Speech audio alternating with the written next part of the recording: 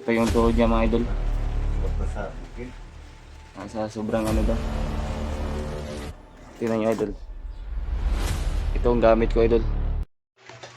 And idol, isang mapagpalang araw po sa inyong lahat. Update po tayo ngayon mga idol. At nagpapasalamat po tayo sa Panginoon na nakababa kami ng ligtas mga idol at walang nangyari. Kaya nagpapasalamat po talaga ako idol sa walang sawang suporta nyo at sa pagdarasal nyo. Shoutout po sa inyong lahat mga idol, lalo na po sa mga kababayan natin kong OFW dyan. Shoutout po sa inyo. At andito po tayo ngayon sa bahay mga idol. Kanina ay pinunta ko si Buster. Pupunta sana siya dito, kaso lang ay sobrang lakas daw ng ulan doon sa kanila. Kaya hindi po siya natuloy mga idol na pumunta dito.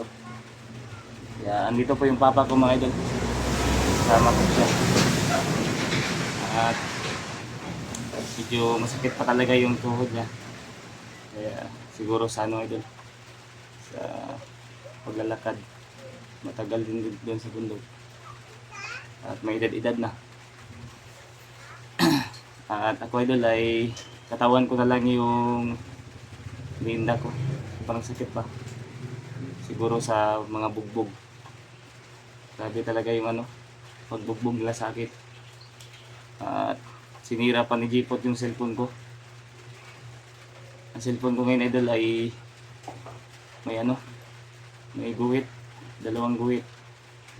Ang kinababahala ko na baka masira ba, hindi ako makapag ano, explore.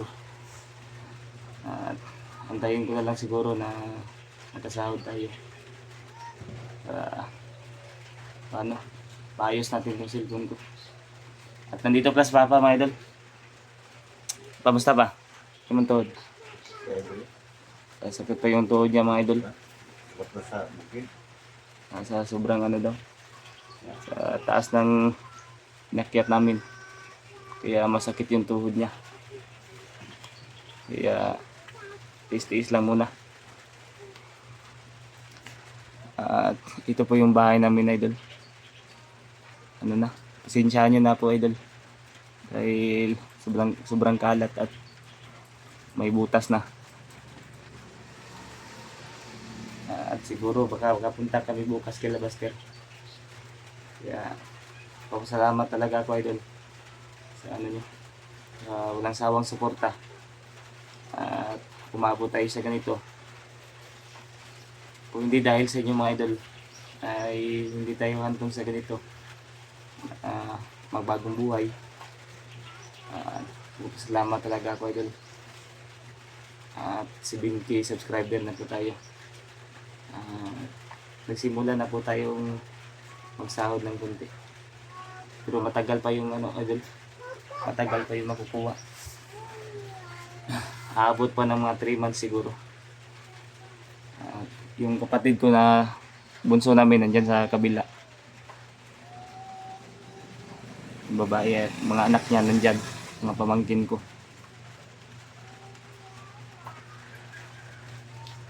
Problema ko lang idol yung ano, kapatid ko na si Robert. Baka anong gawin nila Jipot doon sa kanya. Isa na walang mangyaring masama sa kanya. At pag gumaling ako idol, babalik kami na Buster sa bundok upang ano, hanapin namin yung kapatid ko. Pati na rin si Rambo mga idol, hanapin namin. Sobrang sakit pa kasi ng katawan ko ngayon, kaya relax muna ng mga ilang araw. At papasalamat kami kahapon dahil na sila Kuya Buds at Remart mga idol ay nasalubong namin. Hindi talaga sinadya na ano, na magkikita kami. Kaya salamat po ako sa kanila. At natulungan nila kami na makababa. Grabe yung mga kalaban namin kahapon mga idol. Ay hindi ordinary mga kalaban. Iniilagan lang yung mga bala. Buti na lang na safety kaming lahat, walang nangyari. Kaya dahil po sa mga dasal yung mga idol. At baka mamaya magpapahilot ako. Yan si Papa. Sakit ba kayo mong ulo pa? Sir, Ay, ulcer. Dahil siguro sa ano idol. Dahil sa ilang araw walang maayos na kain. Kaya buti na lang nakababa kami ng ligtas mga idol.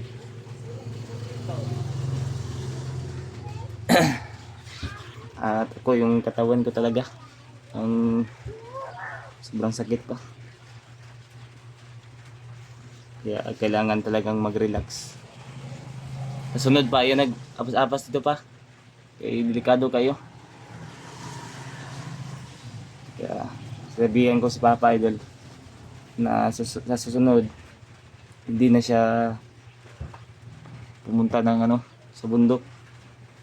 Kasi napakadelikado mga idol. puyog yapon ko, kaya nga malamang. Kami lang siguro mukuha na delikado man gud. Na nagkaedad-edad dapat diri ka sa balay. Yun mga idol, sabi ni Papa ay kasama pa din daw siya. Pero hindi natin siya pasamahin na idol. Dahil napakadelikado talaga. Dahil may edad na siya. Kaya hindi natin papayagan na sumama siya ulit. Kasi napakadelikado talaga sa bundok.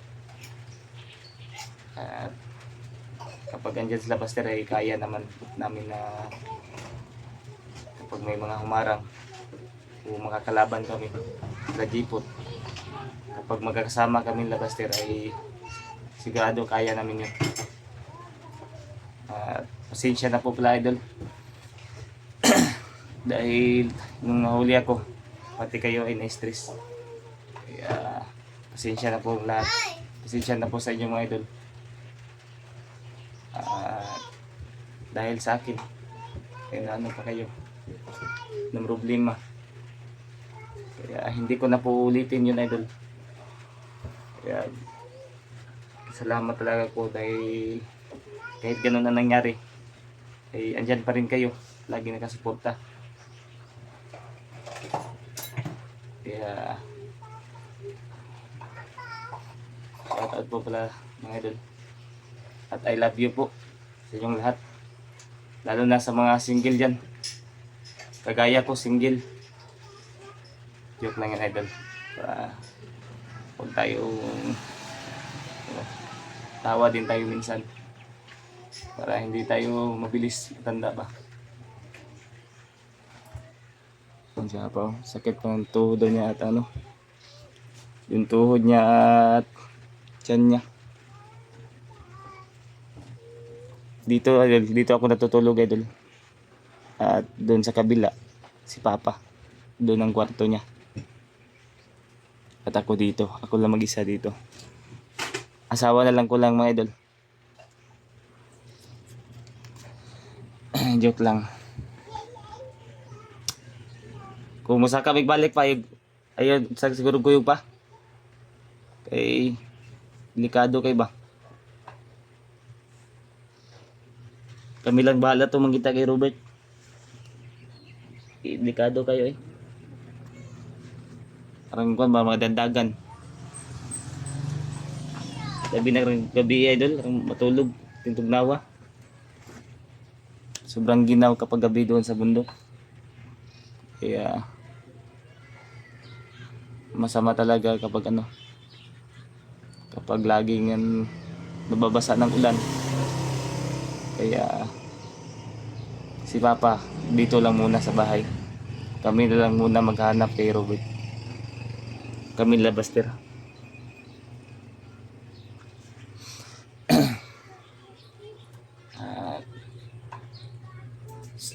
hindi lang tayo papasok sa kwarto idol kasi sobrang kalat ng dun. Baka makita yung ko dun, aircon, yung ceiling fan idol. Dalawa lang ang dalawa yung yan, umiikot. Sabad idol ba? Yan idol oh. Tingnan nyo idol. Ito ang gamit ko idol. Kasi wala pang wala pang pambili mga idol. Wala pa tayong pambili ng ceiling fan. Kaya tiis-tiis lang muna tayo. At yung problema ko lang talaga idol ngayon, yung cellphone ko. Baka masira ito, wala akong pambili na bago. Baka hindi ako makapag-explore. Kaya subukan siguro natin manghiram kaya Buster. Wala pa kasi tayong idol, pira ngayon. Wala pang matagal pa yung sahod. Kasi bago pa ako nagsimula dito sa vlog. Mga gastusin siguro nito mga idol, mga 3K siguro. Pang paayos ng LCD. Wala pa kasi tayong sapat na pera. Kaya tiis-tiisin lang muna natin to idol. Kaya wag naman sana masira ito. Si Jipot kasi may pakanan nito mga idol. Sinira niya. Pinukpok niya sa kahoy. Sobrang galit niya sa akin. Pag magkikita kami ulit ay gaganti ako sa kanya. Dilitsunin ko talaga yan. Ang tawag sa kanya ng mga tauhan niya ay Jollibee daw. Katadong Jollibee yun. Maraga sakit dyan ang tuhod ba pa ba? Gakuan. Kaya wala pa ipang palit mo tambal mga idol. Ang pa ulat sa amin yung kuan. Makasweldo mi. Mga ilang buwan makasahod na ako. Bibilhan ko to ng si Papa.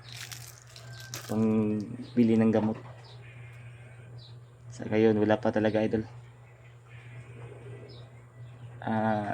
Ayan. Baka makapera ako. Ipapayos ko yan idol. Ayan. Baka pasukin kami ng aswang dito. Delikado. Pero sobrang sira na talaga. Kailangan nang ayusin mga idol. Pero susunod lang yan. Pag may na. Mayroon na tayong sahod dito sa YouTube. Kaya ulitin ko mga idol Maraming salamat po sa mga suporta nyo. Lalo na po sa mga mga kababayan nating OFW dyan. I love you po sa inyong lahat mga idol. Shout out po sa inyong lahat. Maya mga idol ay off na natin tong camera natin dahil hindi ko po na-charge yung cellphone ko. Nalubat na. Kaya mag-iingat po kayo dyan lagi mga idol. Thank you po sa walang sawang suporta nyo. At sa lahat ng tumulong sa akin, maraming salamat.